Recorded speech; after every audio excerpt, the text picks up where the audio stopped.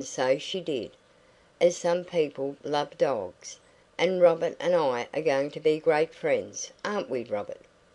"It is very good of you to say so, aunt," Robert replied, with characteristic propriety. "But, do you know, I don't think I shall call you Robert," she went on. It has a prim sound, but it was the primness of himself that she wanted to break down, and it doesn't suit a boy of your tender years. "I think I'll call you Bob, if you don't mind." "I wish you would," he adroitly answered her. "What is your bent towards, in the way of a career, Bob?" He said he thought the law, to be a judge some day. "You don't care for station life?" "Oh, he does," his father eagerly interposed.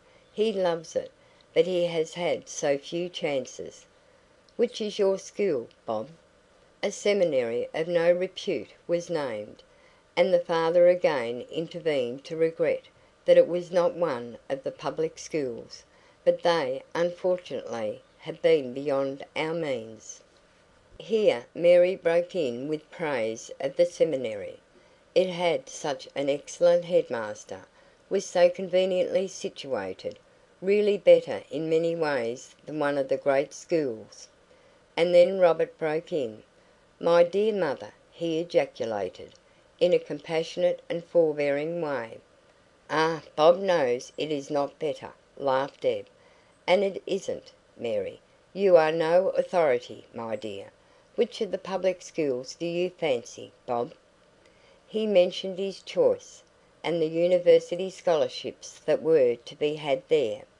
"Debbie!" implored Mrs Goldsworthy under her breath. "Hush!" hissed her husband. "You be quiet, Molly," Deb playfully adjured her. "This has nothing to do with you, or with anybody except Bob and me. You come and spend your next vacation with me at Redford, Bob, and then we can talk it all over together." She nodded to him meaningly. He smiled with perfect comprehension. "How can we thank you?" Mr Goldsworthy murmured emotionally, for he also understood. "It is too. It's all right, Pater." The remarkable boy silenced him. "Aunt Deborah knows how we feel about it." Mary sat in stolid silence, for once indifferent to her husband's dumb command. Then tears welled into her tired eyes. She pocketed her pride for her child's sake. It had been her hopeless longing for years to give her darling's splendid abilities full scope. "He will repay you, Debbie," she said. "I don't be so grudging, so ungenerous," cried Deb. Tea and cakes were brought in, and Bob, as he was thenceforth to be styled, waited upon his aunt in correctest manner. He had by this time taken on an air that seemed to say, "You and I understand the ropes. You must excuse these poor parents of mine, who were not born with our perceptions." And Deb, no more proof against this sort of thing than meaner mortals, had a feeling of special proprietorship in him which she found pleasant, although he was not exactly the heir on probation that she would have wished, which, of course, it would have been preposterous to expect in a son of Bennet Goldsworthy's. Bennet Goldsworthy accompanied her to the gate when she went away, forbidding Mary to expose herself, hatless, to the wind, and there the benevolent aunt's intentions were more distinctly formulated. "I wish to take entire charge of his education, if you will allow me. He is a very promising boy, and should have all his chances. Let me send him to Melbourne Grammar after Christmas, and as a boarder, if you don't mind. There are such advantages, both in position and for study, in living at the school." "I leave everything in your hands," murmured the grateful father. "By the way, as an afterthought, what about your little girl?" She was not a little girl now, and had finished with school, but, oh, the boon that a few good lessons in music and languages would be to her! The matter was settled. "Well, now," said Deb, "we must think about Mary. She is frightfully thin. I can see that she has had too many worries, as you say. She must be taken out of them. I want to have her at Redford with me, as soon as she can get ready, and give her a good long rest, and feed her up, and make her fat and strong. I only wish you could prevail on her," he sighed, "but I am afraid you will not get her to go anywhere without me. I have a devoted wife, Miss Pennycuick."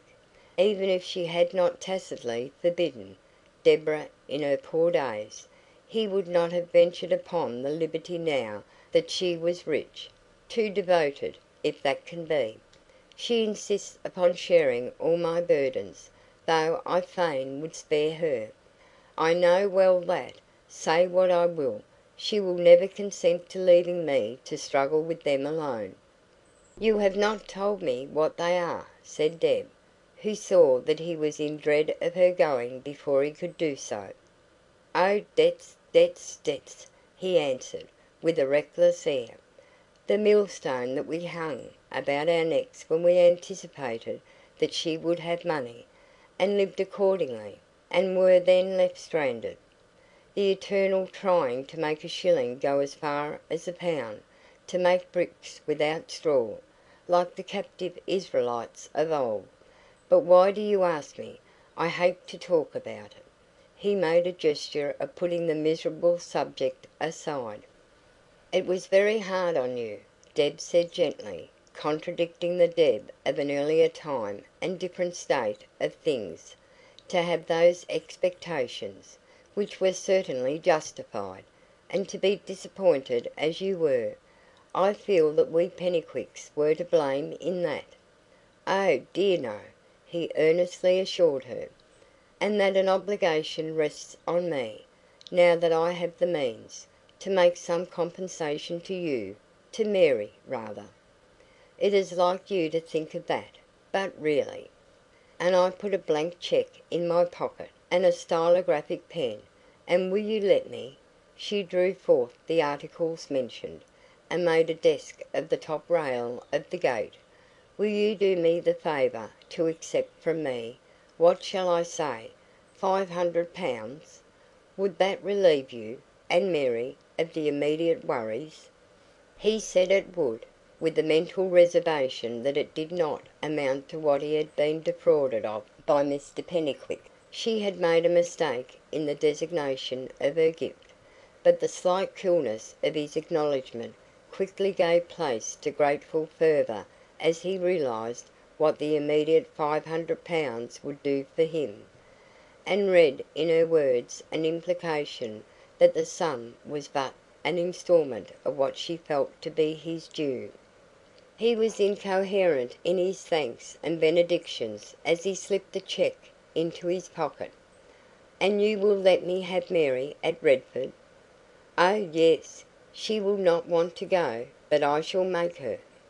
And do not tell her more than you can help about this little private transaction. She might feel " "I will tell her nothing that is likely to vex her."